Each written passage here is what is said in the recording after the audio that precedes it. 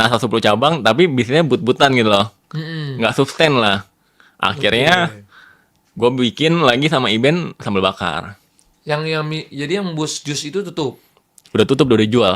Sekarang masih ada. Kalau di searching di Grab masih ada, tapi udah dijual perusahaannya. Oh, jual 100%. Jual 100%. Kenapa nggak disisain 10-20%? Pertama, waktu yang beli dia nawar 100%, karena dia percaya bahwa dia bisa jalanin. Terus gue berpikir bahwa udah nggak ada kerjaan lagi kan, udah passionnya udah nggak di situ lah. Kayaknya waktunya yang tepat untuk keluar nih gitu. Oke. Untung dijual, karena waktu gue jual perusahaannya lagi turun juga sih. Jadi, tapi gue udah bilang sama yang belinya bahwa, Bu ini perusahaannya lagi nggak terlalu bagus-bagus banget loh.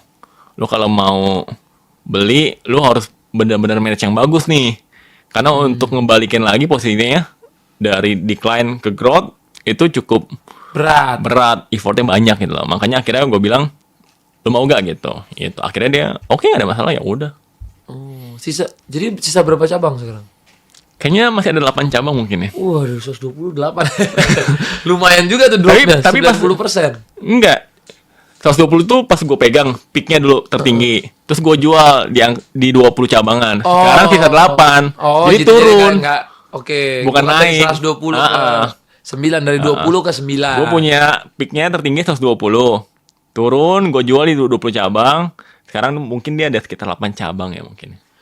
Jadi sebenarnya bisnis ini tuh bisa dijual beli juga ya? Kalau misalnya udah jalan. Semua bisnis kan. Bahkan ada bisnis yang masih ada konsep itu bisa dijual. Dari konsep doang? Oke. Angkanya juga bisa tergantung. Jadi nggak ada rumus pastinya. Nah ini bagus nih kalau kita pelajari. Biasanya orang kalau punya konsep bisnis, itu bisa dijual di angka berapa, Mas? Tergantung. Siapa yang ngejual. Terus misalnya gini. Kayak misalkan ya, gue ambil satu contoh misalkan. Gue pengusaha nih di sambal bakar misalkan. Oke. Gue sekarang udah punya 30 outlet misalkan, atau 34 outlet misalkan. Terus gue bilang sama orang nih, gue punya ide konsep nih. Kurang lebih makanan F&B, Indonesian food.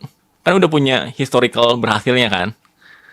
Lo mau gak invest? Tapi investnya gue valuasiin perusahaannya 50 miliar. Oke.